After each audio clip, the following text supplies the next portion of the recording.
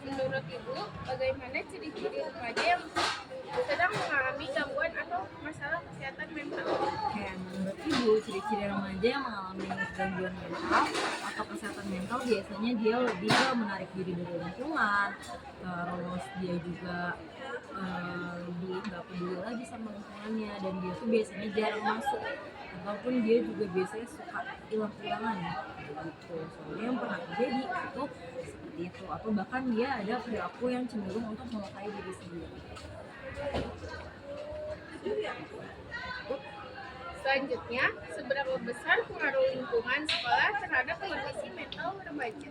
Oke, seberapa besar pengaruh sekolah? Sekolah itu berpengaruh sangat besar ya. Kenapa berpengaruh besar? Karena sekolah itu ibaratnya kita tuh hampir kayak seperempat hari adanya di sekolah. Jadi sekolah itu penting banget untuk menjaga kesehatan mental anak, misalkan dari pelajaran BK dan lain-lain.